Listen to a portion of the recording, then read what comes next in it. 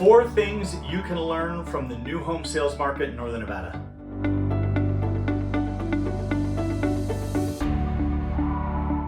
Hi, my friends. Clint Stitzer with Stitzer Properties and the Purposeful Practitioner here. As a current serving president of the Builders Association Northern Nevada, it's always interesting to triangulate new home sales data versus the resale market data to see what we can learn. So I thought I'd share 4 things that would be helpful to you in your resale practice for right now. Okay, so this is a 12-week rolling average from all the builders in Northern Nevada have actively operating new home sales communities for the week ending July 31st, 2022.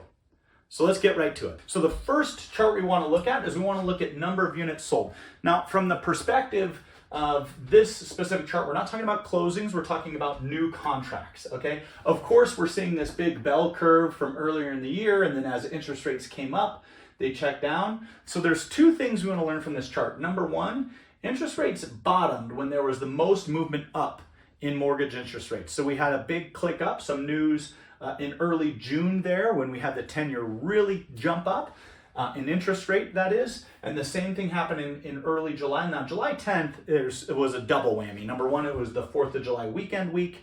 Number 2, we had some 10-year interest rate movements.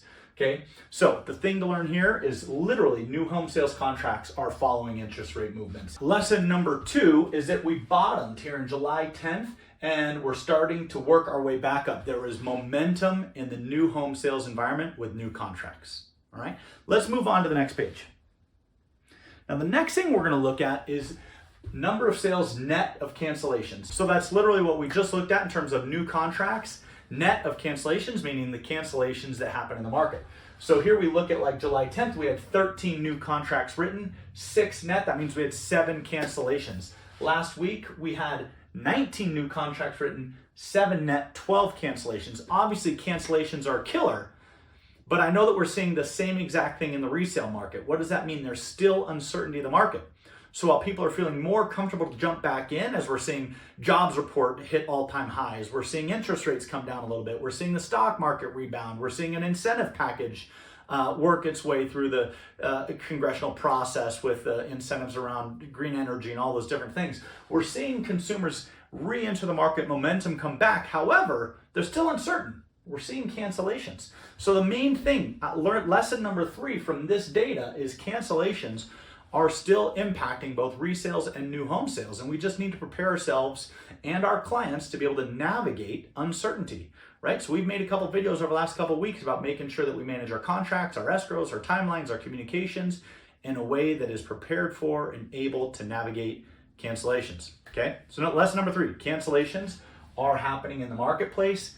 Consumer uncertainty is still there. For lesson number 4, we're going to look at total traffic. Now, this means the amount of people that entered a new home sales center for that specific week. It's been a pretty consistent down, and then we've flatlined here. We've stabilized between 400 and 500 a week. Between 400 and 500 people visiting new home sales centers every week is pretty darn good. We can sell a lot of homes with that, but I'd submit this to you as a resale practitioner. A new home builder who has 1, 2, 3, 4, 5, 6, 7 models in a community, right? Model homes, has millions of dollars invested in serving foot traffic. Okay, think about that. If you have 4, 5, $500,000 homes, okay, that's $2.5 million of inventory sitting there.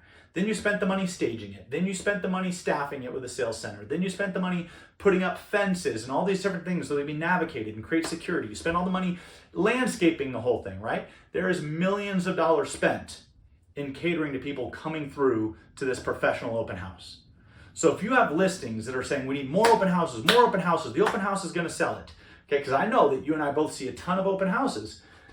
It's worth sharing with those sellers that, hey, look, if the new home sales centers are seeing flatline in traffic and it's come down quite a bit, I'm going to humbly submit that open houses aren't going to get new eyeballs on a listing that are already there. Okay? Not to say that open houses aren't good, not to say that open houses aren't going to sell your home, but I don't think they're the magic bullet, and I'm watching a lot of agents spend a ton of time investing in that regard when the new home sales market has spent so much money and we flatline between 400 and 500 people in traffic a week. Okay, so those are your 4 lessons from the latest new home sales data. You want to talk about it, shoot me an email, clint@stitzerproperties.com. Hope that you found this useful for your resale practice. This is Clint Stitzer wishing you great success. Thanks for watching.